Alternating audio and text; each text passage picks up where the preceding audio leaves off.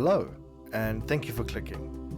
I need to preface this by saying that I am not a historian, and I'm working with the information that I have available to me. While I am trying to conduct my due diligence, I am only one man yabbering about outdated vehicles I quite like, and ask that you please take what I say with a grain of salt. With that out of the way, let's get into it. Imagine for a moment that you're a South African Defence Forces general way back in the mid-1960s. Your desk is awash with various intelligence documents, each of which paint an increasingly grim picture of a coming conflict within your assigned province of Southwest Africa. A well-organized group known as SWAPO, short for Southwest Africa People's Organization, have been playing a twisted game of political football, campaigning for the release of the apartheid regime on the land now known as Namibia. However, Southwest Africa is rich in a resource that South Africa can ill afford to lose on the world stage: uranium. The 1960s was a thrilling and all too terrifying time to be alive. The United States and USSR locked horns in a desperate race to space, not only for the betterment of mankind, but to develop better rockets for the copious number of nuclear warheads also being produced. My friend, History of Everything, has done a great video at the start of the space race. Go harass him there. South Africa, a relatively small blip on the world stage, feared the increasing expansion of communism spreading through Africa and sought to be as dangerous as the other world powers. For protection, of course. However, in South Africa's bid to become a nuclear deterrent, it had inadvertently stumbled onto the world stage and caught the attention of both the Great Eagle and Menacing Bear. SWAPO, who were staunch opponents to the South African government, eventually turned towards a more insurgent style of fighting, and the USSR and Egypt assisted with overseas training in guerrilla warfare as well as supplied weapons and military advisors. As early as 1966, the South African police had reported that militant forces were sneaking in through Zambia's borders to harass South African units. One group of SWAPO insurgents, known as Group 2, got lost in Angola and murdered several Angolan citizens. This second group was mostly captured before they reached the self-governing state of Avombaland at the far north of Southwest Africa. We're not going to get into the political dynamics of these self-governing states, heavy use of quotes, but just know that these states were set up by the South African government as a way to essentially eliminate racial tensions by confining ethnic tribes to set areas of lands, as well as allowing the South African government to get cheap labor. This was the 60s. Bad shit happened in the 60s. Get over it. Now, there was a third group in this story, and this group could be described as rather ballsy, setting up a training facility 40 kilometers south of the Southwest African and Angolan border in far west of Ombaland. The South African police, assisted with SADF personnel, assaulted the camp by helicopter in late August 1966. The camp was mostly empty, having less than 20 personnel, of which 2 were killed and 8 captured, with the rest presumably escaping, but I couldn't really find documents confirming or denying the claim. At the moment, SWAPO is nothing more than a thorn in your side. The ciggy clutched between your digits smolders away, burning agonizingly close to your stained fingers. However, something stirs within your bowels, an inescapable feeling of anxiety and dread. War is on the horizon. Speaking of war, have you played the new game Wars of War? The ultimate new shoot 'em up RTS fucking space simulator that exists, where you get to shoot your friends, shoot the enemy, no, I actually can't really say that. Shoot the enemy, and how much does all this cost? Absolutely nothing, because I make all the money in microtransactions. You want to buy a better gun? Better cough up $500, kiddo. Hey, you want a little bit of invulnerability to fuck over that guy? Guess what? That's $2,000. Wars of War. Give me all your money. Pre-1974, the SAP was the main force to deal with these encampments. However, the scale of the conflicts and the more frequent use of anti-personnel and anti-vehicle mines saw the SAP struggle to contain hostilities. In that same year, 1974, the SADF oversaw all counterinsurgency operations, or coin-ops. The SADF had learned some hard lessons during its time as a counterinsurgency operator, Operation Savannah being one such key lesson. The SADF, with the backing of the United States government, tried to push out SWAPO, Soviet, and Cuban forces out of southern Angola in an attempt to support friendly UNITA forces, but got their asses handed to them on a silver platter and subsequently pushed back to the border. This wouldn't really be the end of border raids, and regular border incursions would be commonplace throughout the duration of the war. The problem with regular raids from both sides is that vehicles such as tanks, armored fighting vehicles, armored personnel carriers, and other heavy equipment are expensive, both to maintain, to recover, and to lose. Vehicles like the Airland armored car are good if you know where the enemy is, but what if you just need a regular patrol, or hell, a quick reaction force? Big and heavy vehicles are too cumbersome for the bush and too large for the open plains. Their silhouette easily spotted by smaller teams of footmobiles, not to mention the fuel and maintenance required for out-of-the-way outposts. Well, this is where the South African Defence Force's Dog School comes into play. The Dog School was set up in 1964 in Voortrekkerhoogte, Pretoria. I know I've butchered that, but my goggly thing at the back of my voice isn't working right now, so deal with it. Its main task was, unsurprisingly, to train dogs and horses for both the SAP and SADF. This unit sought to acquire hounds like the infamous German Shepherd, Rottweilers, Border Collies, and even Labrador Retrievers. Kind of funny to think that a Labrador Retriever, you know, the thing that goes and fetches shit, probably gonna bite some poor dude's border off during this period, but you know what? Apparently Labrador Retrievers are a thing, so we're running with it. Back on topic, the dog school's other main priority was researching canine diseases and nutrition, and later breeding. Units equipped with dogs could maintain an average speed of about 15 kilometers over 4 hours, which is a hell of a lot longer and faster than your fat ass can get to the fridge. Now, the equestrian school, which split off from the dog school into its own separate detachment in 1974, was responsible for not only training the horses to not sprint off the first sign of trouble, but also teach SAP and SADF units how to ride and use their steeds effectively. They supplied everything horse related to its various units, and taught recruits how to care for their grass-powered speed demons. The horses and their riders served a few main purposes: patrol squadrons, quick reaction forces, reconnaissance, and most importantly to this video, tracking the movement of enemy personnel. The Sand People, or Bushmen as they were known then, had been evacuated during Operation Savannah in 1976 by Bravo Group, and thus saved from eradication by the Bantu-speaking peoples. The Sand People were the key to teaching SADF troops their bush knowledge, including how to stalk, how to identify and track spoor through the plains and the thicket, how to trap small game, and find water in the unforgiving deserts, open savanna, and even the insect-ridden swamps. These units proved most essential in finding where MPLA and planned patrol routes and encampments were located, both across the border and within Southwest Africa.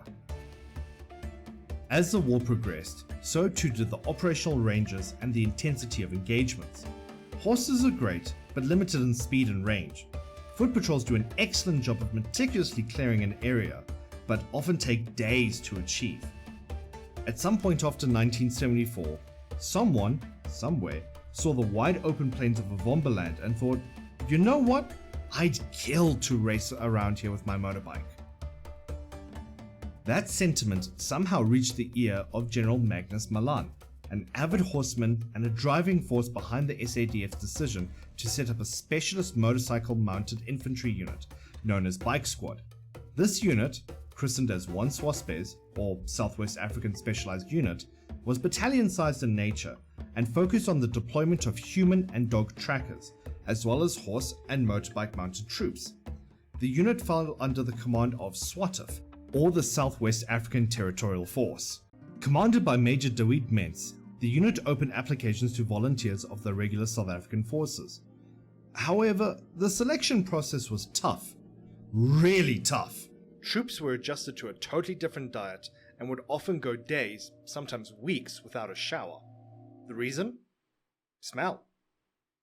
Like in the jungles of Vietnam, smell was a primary sense to use when navigating the dense thicket. Western diets include fatty meals like steak and pork, which makes defecation oily and reeks. The smell alone could clear out a Mickey D's nuts on your throat lavatory out, but would also be a death sentence in the bush.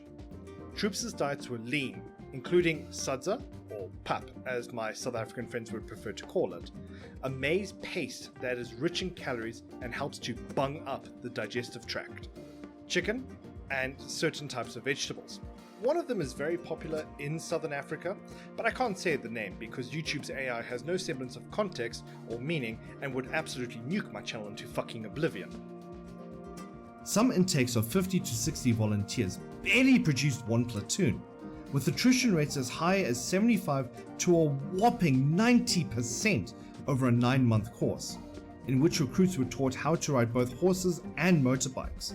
The horseman part of the course proving particularly difficult for some, and many fell to injuries, and others were often RTU'd, or retired to original unit for a variety of reasons, probably because they kinda sucked. Once graduated, soldiers became part of Bike Squad, a highly specialized group of individuals that served as motorized cavalry, and are the only known unit to have deliberately ridden into an active engagement. One source, who requested to remain anonymous, spoke of how Bike Squad was used in larger operations involving their entire battalion. Bikes would ride alongside Referances and buffels, and were able to dismount and engage quickly. Alternatively, Bike Squad would be used to flush out enemy troops from the thicket, either along the sides of engaging infantry or opposite to engaging friendly forces, effectively cutting off their ability to retreat.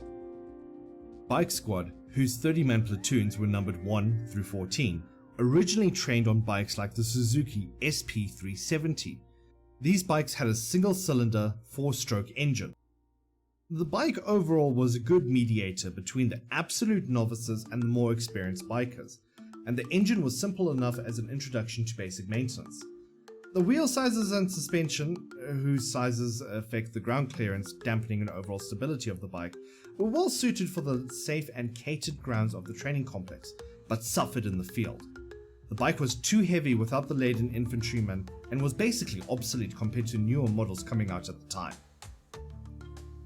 During operations, until 1980, the main bike was the Honda XL 350.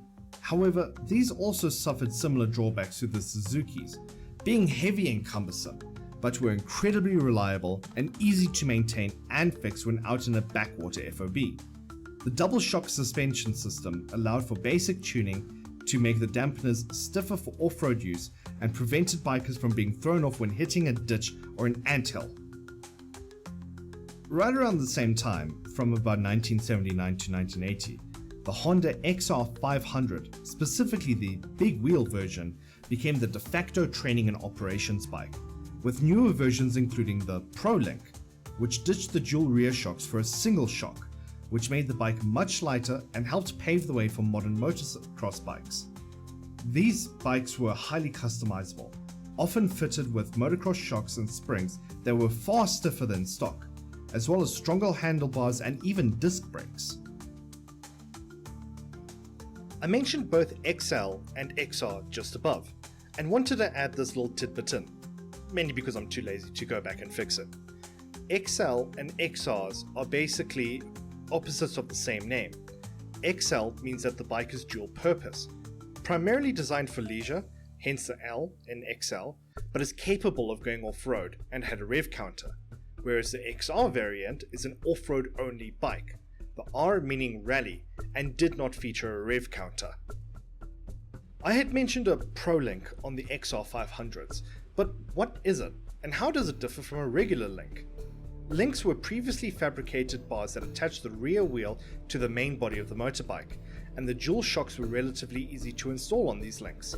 However, bikers found that these links could only hold up to so much abuse before cracking, or worse, snapping. And the last thing anyone wants is to be under fire and having a busted bike. The Pro Link was the direct answer to these problems.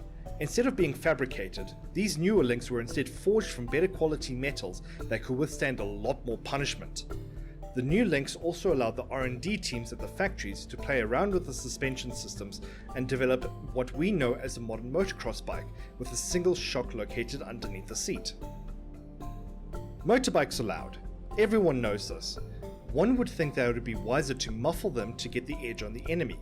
But what if you wanted to play a little bit of psychological warfare? Perhaps lean into the loudness some more? Well, that's exactly what happened. I'm not entirely sure when this started happening, as I've not found a conclusive source, but bikers were encouraged to remove the mufflers of their bikes, allowing the raw engine to scream and shout its way across this African savannah. Essentially, Bike Squad is coming to get ya! This also had the opposite effect of loudly broadcasting where any team was at any given point, and allowed Op4 forces to get some nasty ambushes off. It should also be said that all shiny surfaces were painted black, as the glint would alert the enemy of the exact position, even at night. Now, it should be noted that bikes weren't the only vehicles that assisted SWAT within its operations. Other vehicles also assisted Bike Squad and its equestrian counterparts. Logistically speaking, the SAML series, specifically the SAML 50 and SAML 100, supplied the FOBs in larger camps, with the SAML 20 being used for harder to reach outposts. A recovery vehicle called the Wythings, which were SAML 50 and 100 recovery-based vehicles with a mine-proof driver's cab, assisted with recovering heavier vehicles like the Buffel or the Ratel series. The Queffel, Afrikaans for the iconic go-away bird,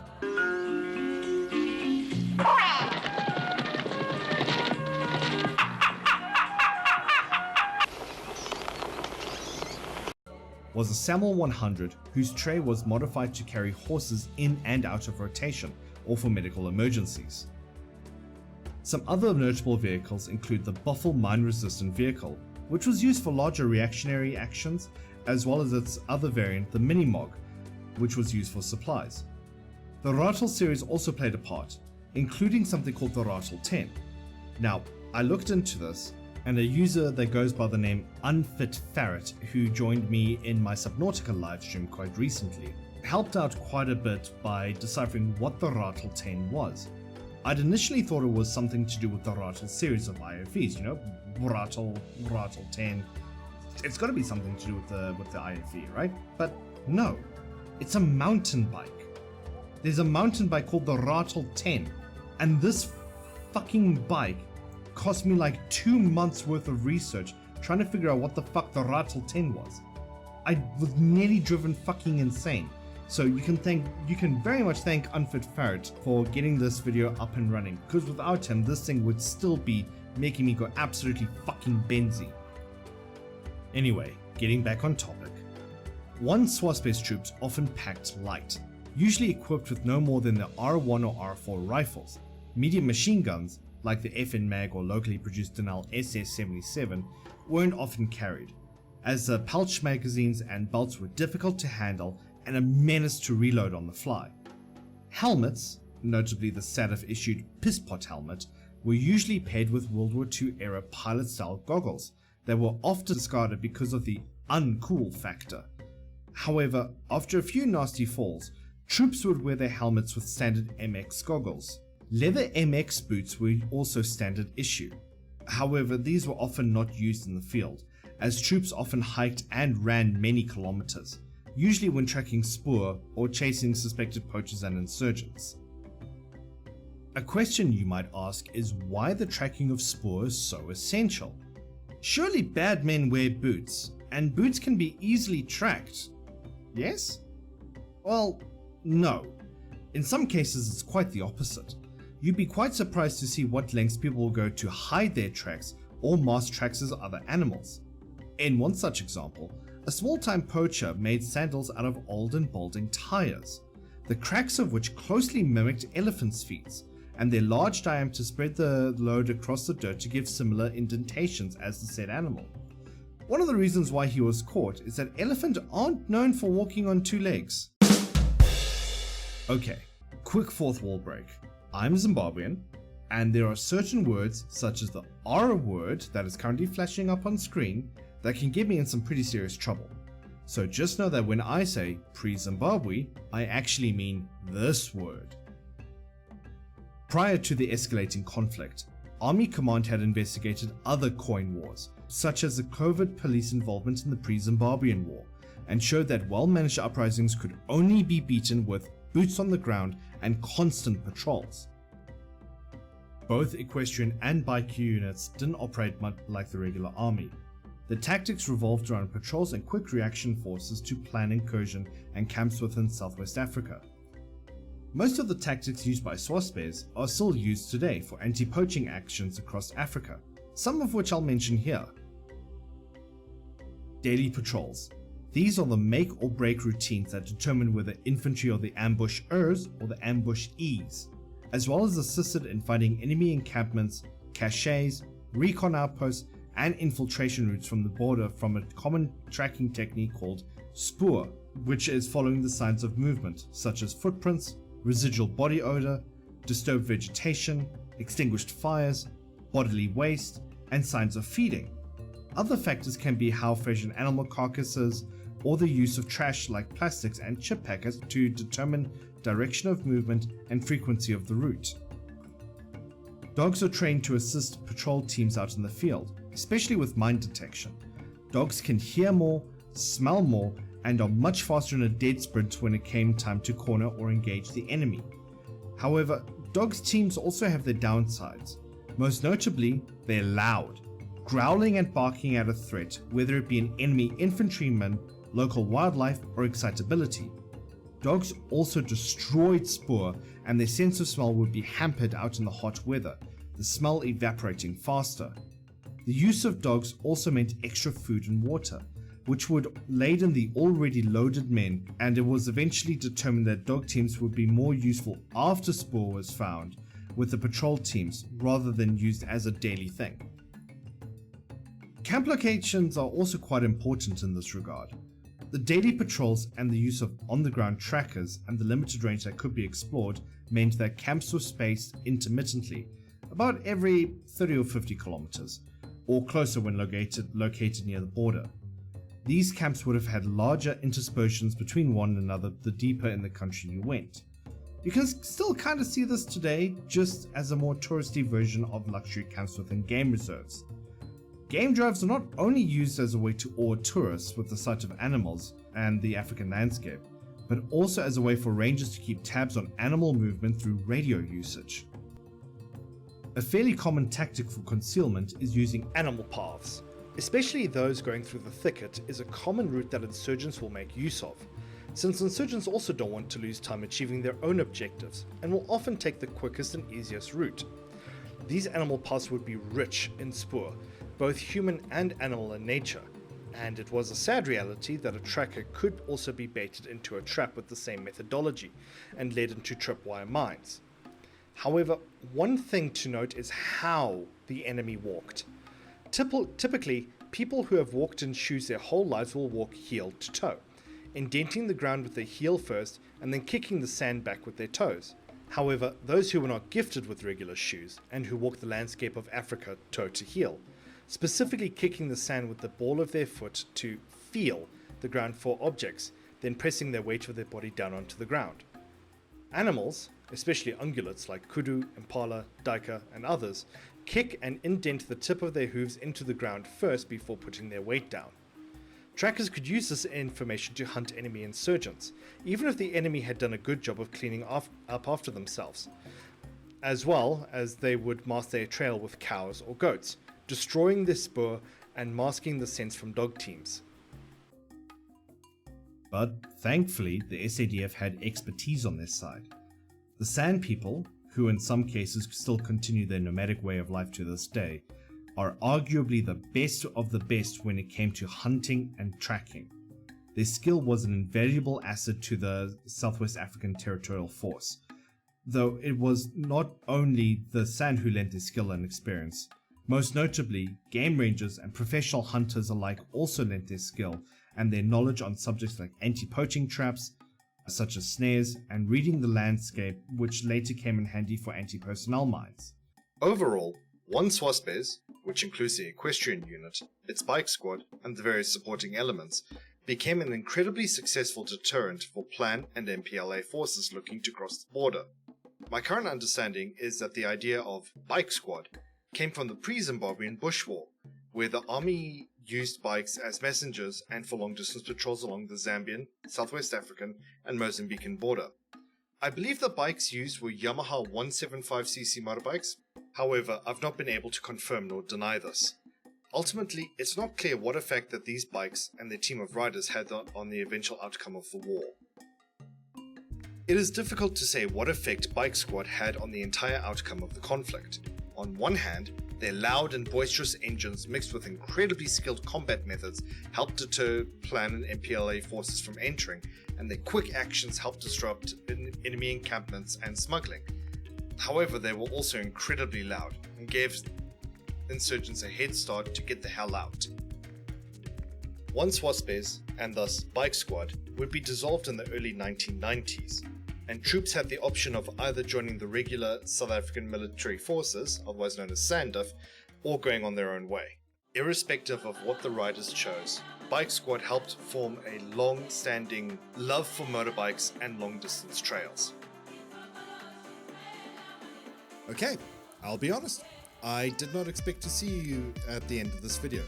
Thank you very much for watching until the end. Please remember to like, comment, subscribe, all that YouTube jazz. This video has taken far longer than it should have, and that's mainly due to the complexity of the subject, the lack of information on the subject, and the lack of footage of the subject. It's been one of those bastarding videos. I'm sure someone else out there has done a better job than I have, but you know what? I'm fairly happy with this take. So again, thank you very much for sticking until the end, and I will see you next time, whenever that is. You keep safe out there. Cheers.